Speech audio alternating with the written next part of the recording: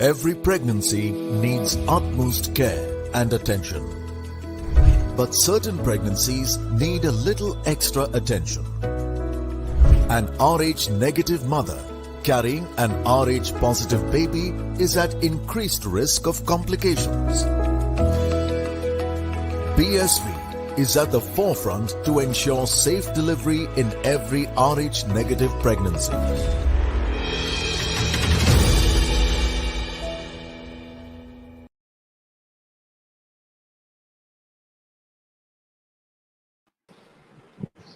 One centimeter is all that cost India the World Cup semi-final berth. 1 centimeter is all that has sulky faces in the Indian camp, joy in the West Indies hotel room. As India lose the thriller on the last ball by 3 wickets, a half century by Mignon Dupree takes South Africa over the line, over the last ball. I have with me Boria Majumdar and Mohit Shah. And of course, Dane and Niekerk will join in sometime. I don't have words, guys, but yeah, let me start with Boria. Boria, luck plays a very important role. That penalty made ball 1 centimeter. If that wouldn't have been a no ball, it would have been three of the last ball which Abne Ismail on strike. Yes, that 1 centimeter costs in everything. Agree. I mean, in sport, you need that little bit of luck, Yash. And we have always said that you need that little bit of luck. Unfortunately, India did not have it. And that no ball was actually what you very rightly said. It was 1 centimeter. Even if she had landed her foot, maybe it would have been in because it was Upar, that on the line belongs to the umpire. And then 3 runs, Shabnim Ismail, you would have obviously sort of backed Deepti Sharma to have protected that. Maybe a single, India would have won that game. But that's what sport is. That Smriti Mandhana drop of Mignon Dupree, again a straight catch that went to Smriti. Nothing to take away from her. I mean, she's been outstanding. That dive that she put in, it was almost a dive for her life. So, these things happen in sport. That's why sport is so cruel. I mean, it is all real, not real. I mean, and that half a centimeter, 1 centimeter. I mean, imagine what Deepti Sharma must be going through. 2017, that catch when India was cruising Deepti Sharma, and today that 1 centimeter Deepti Sharma. I mean, how on earth can God be so cruel on a youngster and a young lady? These things happen in sport. It's happened with her twice at a matter of 4 years. And that catch, the Harmanpreet Kaur, I mean, come on. She gave it her all to me. All. Whether it is with the bat, on the field, with the ball, the runouts, the whole Indian team. I mean, did you see the reaction at the end of that catch from Harman, from Mithali, from everyone? India knew they had it. And then that no ball. I'm sure Mohit wants to come in here, but it's hard to digest. I mean, this is one game which, I've been watching cricket for 25, 30 years. Been working on it for 25 years. This will be one game I will take a lot of time to forget and digest because we were there. We had put in our 200% and then that catch and then that no ball. Wait, first reaction. Yeah, definitely. I think the ODI World Cups have been historically heartbreaking for India, be it in 2017 or today, and it's really hard to process whatever happened at the end there. And Boria said, it's a matter of few inches ultimately, but also credit where it's due. I think South Africa were in control of the chase for a large portion, and it was probably Harmanpreet Kaur's efforts with the ball and in the field which brought India back into the match. And as an Indian, it's obviously very heartbreaking to see them lose in the fashion that they did, because especially after that celebration and everything, you could see how much it meant to the players, how keyed in they were. You could even see the players who were not playing, like Poonam Yadav, Julan Goswami, who've been around for so long. They were so involved and they really wanted India to win, I'm sure everyone did in the country. But yeah, that's how sport is sometimes.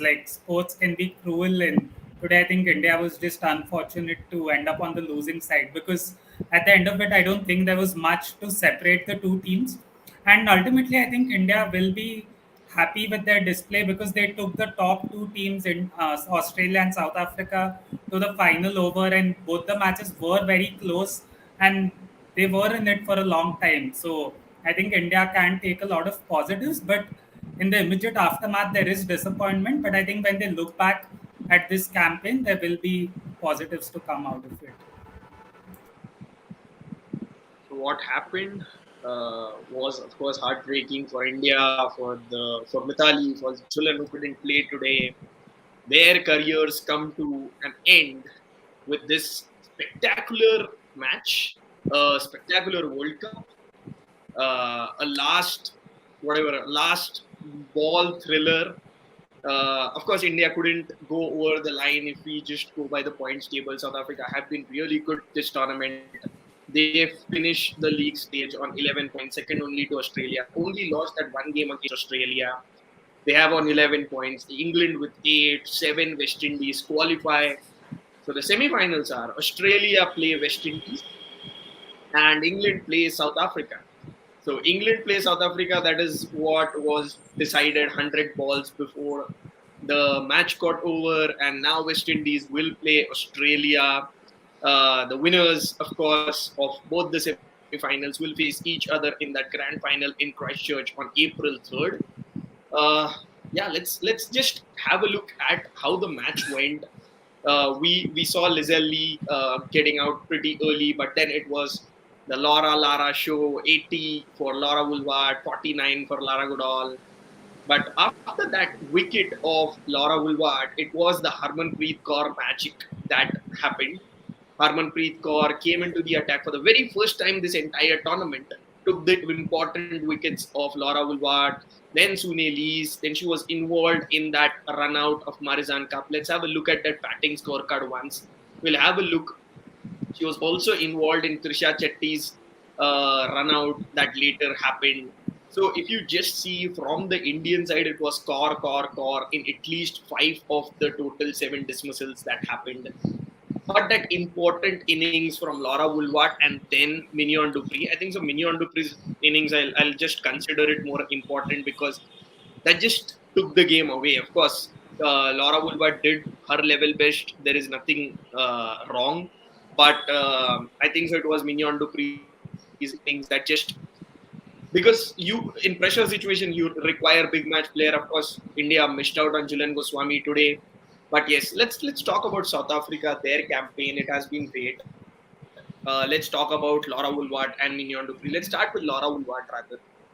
She has 4 or 5 50s. She just doesn't have 50 in one game. That's against West Indies. The rest all the games she has 50s. 80 of 79 today. Boria, I'll start with you. How good is she? She's just 22-year-old. Already has 400 runs this World Cup, the only player to do so this particular World Cup, and she's just 22. She's great. You're asking how good is she? She's destined for greatness, and it's not today that we are saying it. We've been saying this for a while about Laura Woolward. I mean, look at the way she bats. She's got every shot in the book. She's superb. I mean, her timing, her fitness, her elegance, her class, everything stands out, and unfazed by pressure. Plays spin very well, plays fast bowling well. I mean, it's almost a complete package at the age of 22, something that you don't really see with international players. So South Africa blessed to have her. Outstanding innings, even today when India started well. India were tight. There was a shade of movement for Meghna Singh. And when that Lizelle run out happened, it was 15 or 5 overs. So India was tight. Just thereafter, Laura Woolward just took it away, allowed Lara Goodall to settle. And that incredible innings by Laura Woolward. So yes, I mean, Harmanpreet Kaur magic brought India back, but that innings outstanding. I mean, you asked how good she is. She's wonderful. I mean, she's absolutely sensational. If South Africa goes on to win this World Cup, you will have to have a Laura Woolward magic against Australia, a real magic against Australia, because you've got to beat Australia with individual brilliance. Otherwise, that collective unit of Australia is almost unbeatable. And someone who can put her hand up and deliver is actually Laura Woolward. She's that good. Fantastic player. Fantastic player, and I think so. The way she started 80 runs of 79 balls, generally what we've seen this entire World Cup, Laura Woolward has batted at 70 75, 80, 85 strike rate. But today she was in that mid-landing mode. He never ever gone down at less than a run a ball. She was consistent there, and I think that is what put the pressure on India. Mohit, your thoughts on that? Yeah, I think there are two things which stand out to me about Laura Wolfart. She's had a great tournament, and as the two of us were discussing earlier today, she's on course to end with the most runs in a single edition of the World Cup. I think she needs 23 more. So that shows how consistent she is. And more importantly, whenever she's batted well, South Africa have won. So the two things that stand out about Laura Wolfart are her temperament and her game awareness. Like you were saying, like she's generally gone about at a strike rate of 75, 80. But today, because the asking rate was already over 5.5, she was like aggressive right from the outset. And like Boria said, the bowling from India was actually quite good in the power play, and she put away quite a few good deliveries, which weren't like half trackers or overpitched balls through the offside for boundaries, and that puts a lot of pressure on the bowlers. So someone like Meghna Singh is not very experienced, and she'd actually made a good start. But the way Laura Wolfart was batting, I think she felt the pressure, and then the loose ball started coming along. And what's also impressive is like you said, like she was probably the person to blame for Lizelle Lee's run out because the single was not really on, and most players would have struggled to complete that run. But she didn't let that affect her, and also like guide someone like Lara Goodall, who's not very experienced, who's not played a lot of international cricket through that partnership. And for someone so young, she's still only 22, and her numbers are among the best of all time. I think she's across like all forms of cricket, she's one of only two players to score more than 25 half centuries before the age of 23. So that shows how good she is. And like Boria said, if South Africa do actually go on to win this World Cup, they'll have a lot to thank Laura Wolfart for. Of course, they can definitely thank Laura Woolward once they reach the finals on 3rd of April. They have England in that England in between, and then probably Australia or West Indies in the finals there at Christchurch. Before that, let's have a look at that other player who's probably taken the game away from India. Is Mignon du Preez.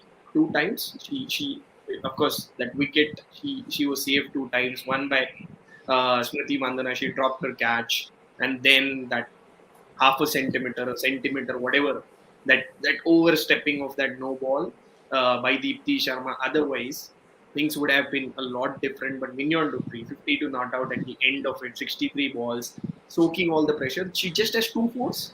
So a lot dependent on how she was able to put herself at different positions, get those singles, get those doubles, and that is how her entire game worked. It was not about okay, I want to hit a lot of shots, nothing of that sort.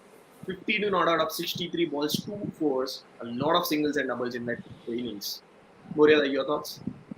Yeah, I mean, someone who can soak in the pressure is always handy.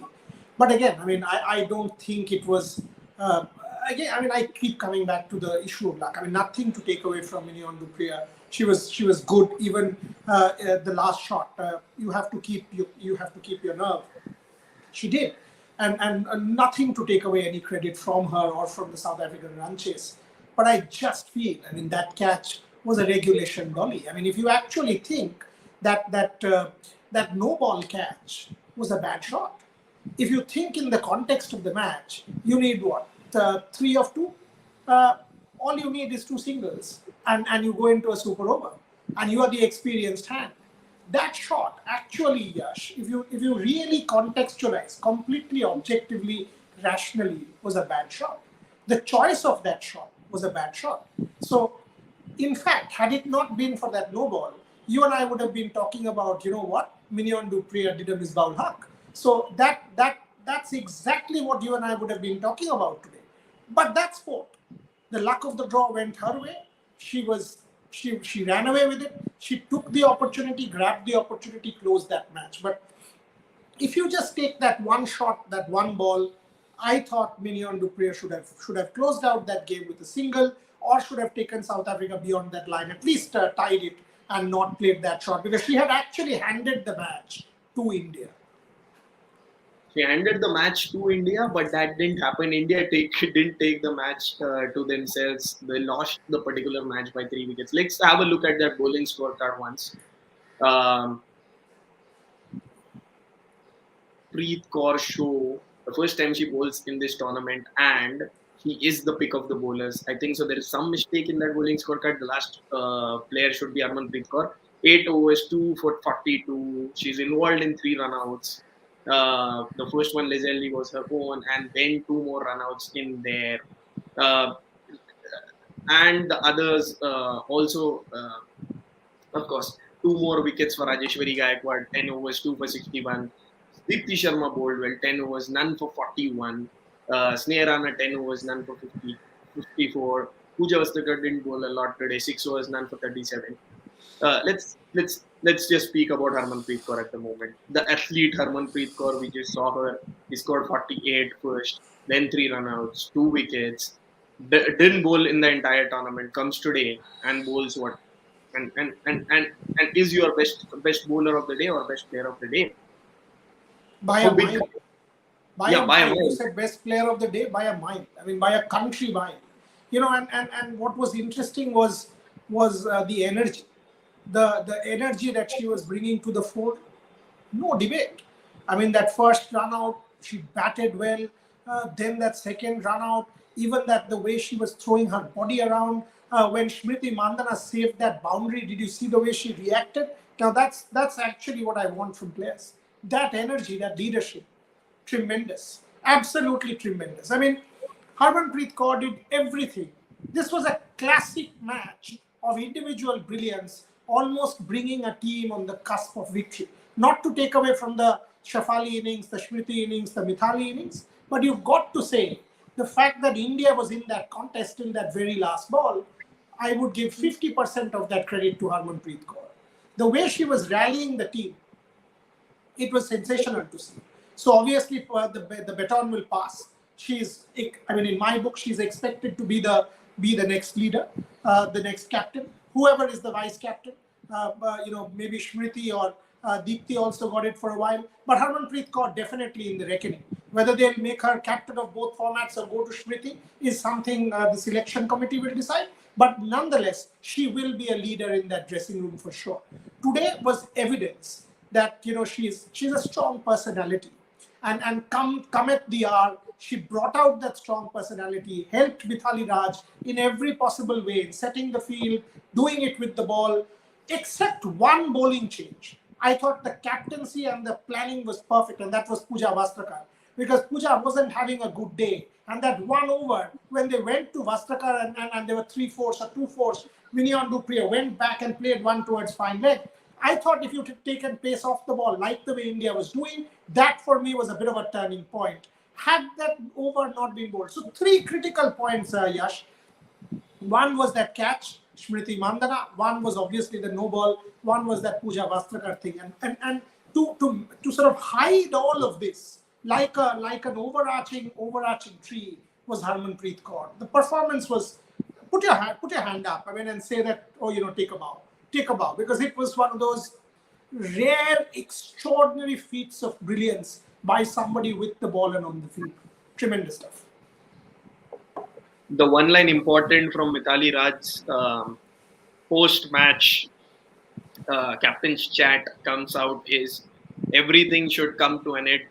It will take time to settle the emotions, but that is sport. Of course, the girls aren't doing really well. They are sad. Everyone is sad. But we took it down the wire. Of course, we couldn't win it. But yeah, that is what Mithali Raj says at the end of it all. Let's just celebrate both their careers. Both Mithali Raj and Kulin Goswami retire. Let's just celebrate their careers. If I can have the graphics on the screen first for Mithali Raj. Let's have a look at her all format numbers.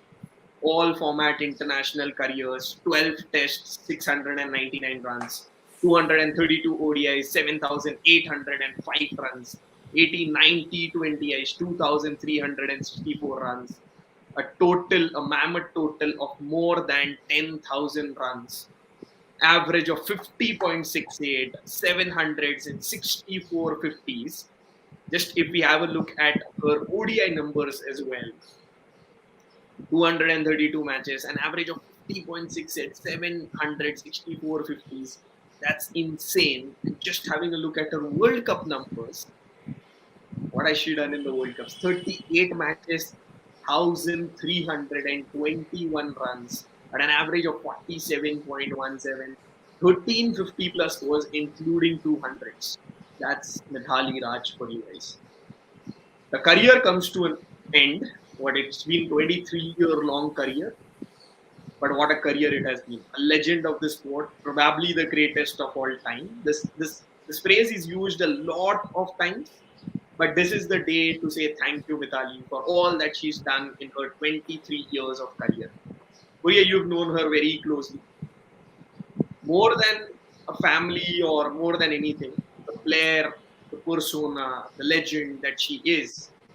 I'm actually getting goosebumps by even saying this particular thing that she's retiring. But yeah, over to you. She's a habit. You said insane. Insane is the word. Insane is actually the word. 50 average over a period of 22 years for somebody. How do you describe such a player? Sensational, greatest. These are adjectives. But as I said, for me, she was a habit. Indian women's cricket, Mithali Raj. Indian women's cricket, Jhulan Goswami. Look, there is no need for me or you or Mohit to say how good she is or was as a batter. I use the word was with a lot of pathos. But make no mistake, nobody can ever take it away from her that she will be remembered as one of the greatest to have played that sport. The only thing, that World Cup title. 2005 she came close. 2017 she came close. 2022 she came 1 inch from making the semi-final. So that's what sport is all about. You don't get it all. The difference between a Tendulkar and a Raj, Tendulkar got it in his 6th attempt at that World Cup. Raj goes out without winning the World Cup, just like Raj, Jhulan Goswami does as well. So that way, but Mithali Raj, no debate. No debate. Look, somebody who scores a 70, even in her last game. I mean, she's going out at a time when she still had cricket, but she's. I mean, I might sound biased because she's family to me, but we are all privileged. We are all privileged to have watched Mithali Raj in action for the last 20 years because the sport today is poorer. Without a Jhulan Goswami, without a Mithali Raj, the sport itself is poorer. She was the perfect devotee to her temple, and the temple is the sport. Mithali Raj and Jhulan Goswami going out, the temple will miss two of their ardent devotees. Tremendous careers, we will always celebrate, but you know what? That last missing piece of silverware continues to be missing. And that's what sport is. It is cruel. It is very cruel. It will take time to sink in. But thank you, Mithali Raj, like you said. What bundle of memories. One innings after the other. One shot after the other. I mean, all of these things. I mean, and you close your eyes and all of a sudden they come like picture postcards, like vignettes, right? But Yash, what a career, what a player, what a legend, what a star. Yeah, I absolutely agree. I think like she's easily one of the greatest of all time, if not the very greatest of all time. And we spoke about this in the pre-show as well. Like she's someone whose value to the team and to the game also goes a lot beyond sheer numbers because she's someone who's been like the sheer longevity is one thing. To be at the top of your game for 22 years is one thing, but we also need to look at how much the game has evolved and changed in these 22 years. Like Boria said, like she was there when the support was minimal, the viewership was a lot different to what it is now, and even then she was India's best batter. And even today she got a half century and was among the top scorers in the match. So this is a player who's managed to stay relevant for so long and also like evolve so much and adapt so much with the changing conditions. And you just need to look at how players from opposing teams look at her. Like we've had so many moments in this World Cup where like players from opposition teams have spoken so glowingly of both Mithali Raj as well as Jhulan Goswami. And I'm sure a lot of the people who are currently in the Indian team grew up watching Mithali Raj, grew up idolizing her, and wanted to be cricketers and wanted to serve the country like her. So the kind of impact that she has had on the game, she's probably one of the best captains of all time as well. She's captained in more World Cup matches than anyone else. She has scored more World Cup 50s than anyone else.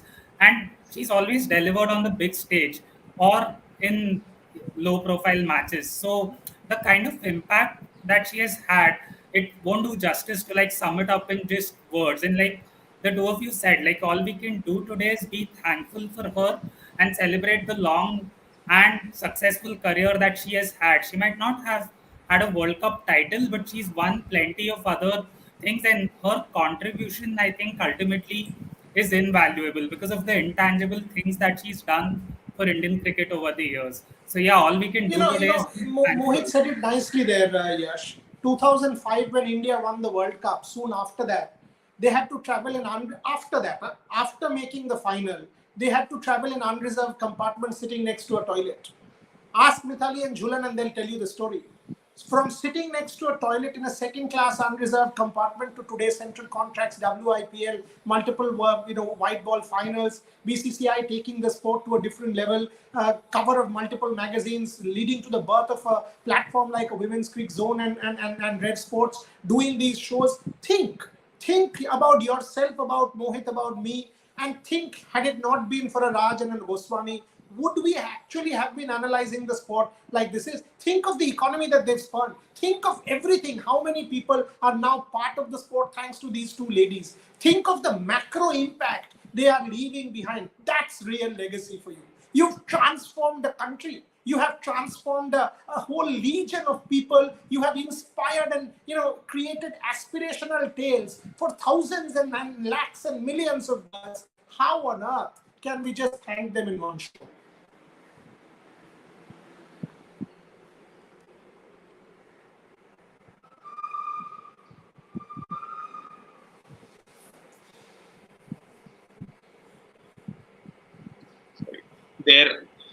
There, there aren't words to even thank Mithali Raj for her contributions to the game. 10,000 plus runs over a 23-year period, 50 plus average, getting in all those young players, developing them over a period of time. Of course, as Boria mentioned, growing the economy of the game, bringing the sport. Even a discussion of the women's IPL, which is probably set to take place next year. What all has Mithali Raj done, we don't even know. And I don't think so we can even jot it down what all she's done. But yes, that has been a stupendous career. I really would have hoped she would have gotten a farewell match, but that's not to be at the moment, at least.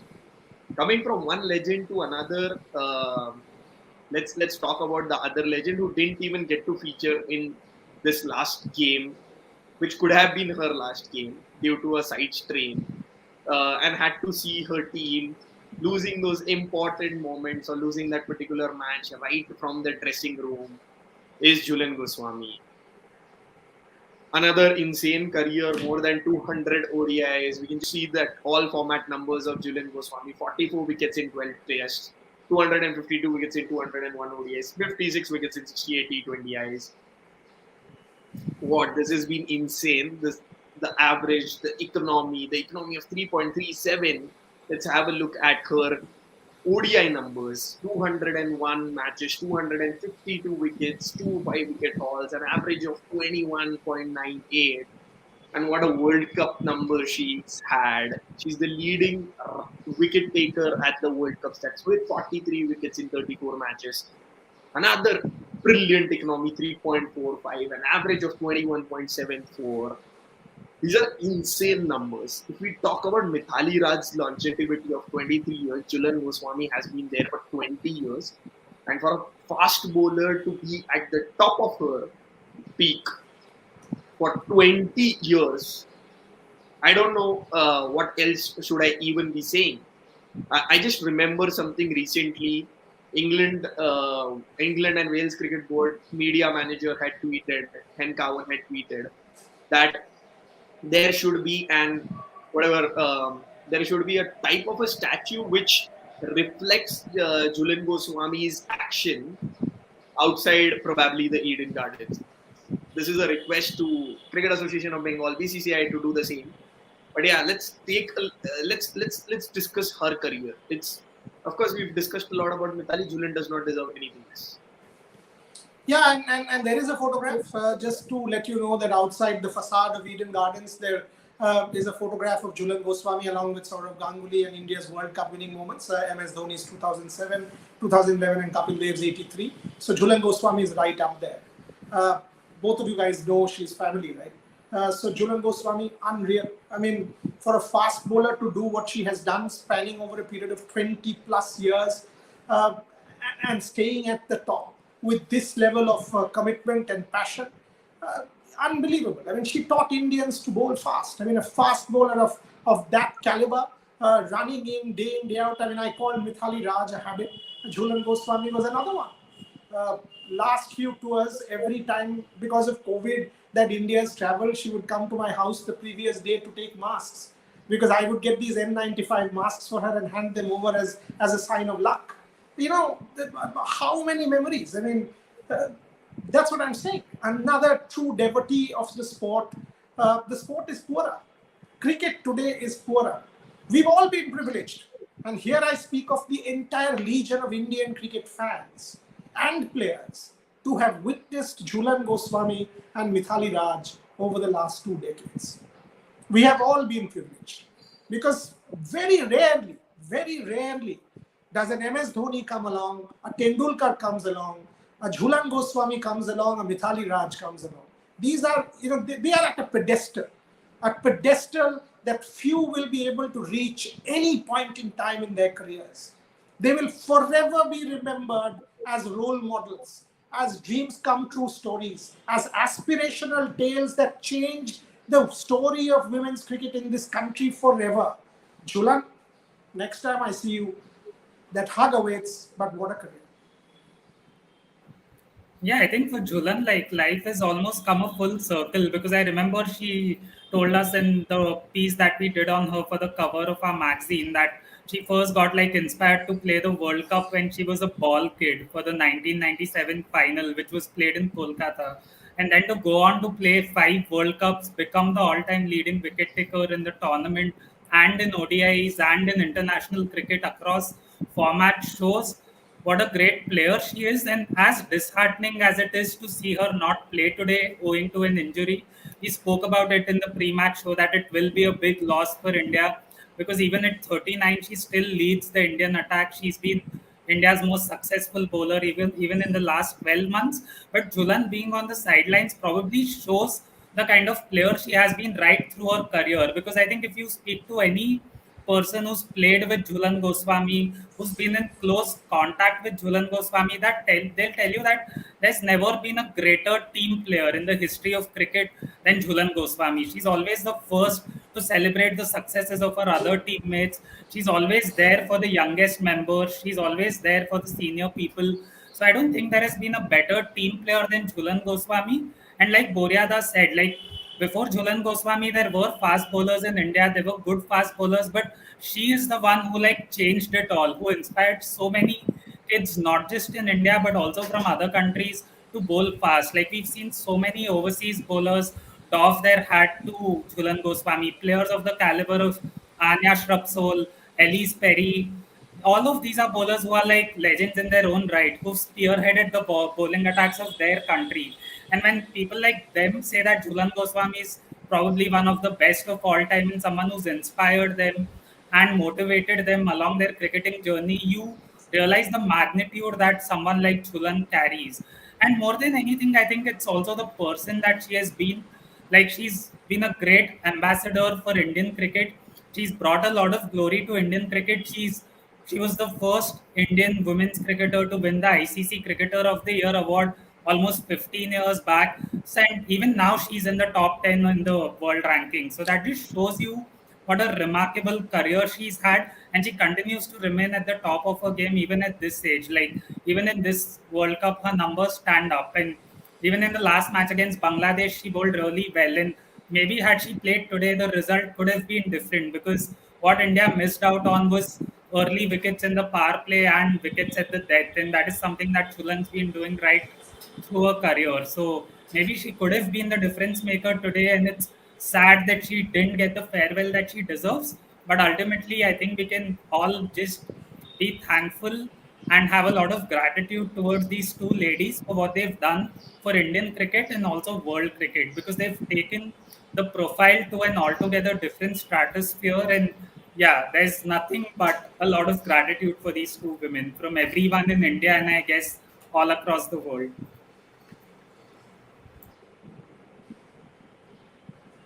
10,000 plus runs, 350 plus wickets, careers of 23 and 20 years in international cricket come to an end without that silverware that was not to be in 2005, 2017, now 2022. Of course, a sad end to India's campaign, but another thriller here at the ICC Women's World Cup. Let's have a look at that summary once for all. What was the game? 274 was what India put on the board for 7 wickets. Smriti Mandana 71, Mithali Raj 68, Shafali Verma starting with a 50, Masabata Class and Shabnim Ismail to 2 wickets each. Chloe Tryon takes a wicket. So South Africa chased it down on the last ball with, of course, a lot of hiccups. 275. They chased it down. Laura Wilwart 80, and thankfully Mignon du Preez 52 not out. Rajeshwari Gaikwad 2 for 61. I'm sure it's not Mignon du Preez who takes 2 for 42. That's Harmanpreet Kaur. But yeah, Mignon du Preez takes a lot of credit. South Africa win the game by 3 wickets today. What a game it was. What a thrilling encounter. If the Indian dressing room was sad, South African dressing room was in a lot of joy. But the West Indies hotel room was just beaming with pride, because they now face Australia in the semi-final. England face South Africa in the semi-final. Those are the two semi-finals locked in, 30th March and 31st March. We will join. Okay, let me just before I sign off, let me ask you guys, what's your prediction? Who are your finalists? Australia, South Africa. Australia, South Africa, the top table toppers is what Boria predicts will be the finalists. Do you have anything else, Mohit? Yeah, I'd have to agree with him, because I think these two teams have been the standouts right through this tournament. And based on their results, not just in this tournament, but over the last World Cup cycle, I think they deserve to be in the finals. So I think I will agree with Boria there. And now that South Africa have beaten India, I do not have anything head and heart left. So I will just would want South Africa to win this World Cup, because that's going to be great. Australia winning it, of course, it will just be another thing for them. Oh, okay, come win a World Cup, go back. But South Africa winning a World Cup can definitely change a lot in the sport, because they've invested in the sport for the last 6-7 years, and now can finally bear those fruits. Both the finalists, both the experts predict the finalists will be Australia and South Africa. Just to put it out again, 30th March, 31st March, 2 semi-finals. Australia play West Indies, South Africa play England. Those are the 2 semi-finals that we are going to have. We will have pre, mid and post shows here on Rep Sports and Women's Cricket Zone for both the semi-finals and the finals. Join our experts for them. Of course, India is ruled out of the tournament, but of course there is a lot. There are 3 important games left to see who will be crowned the World Cup champion this particular year. Till then, this is us here on Women's Cricket Zone and Rep Sports presents The Outside View.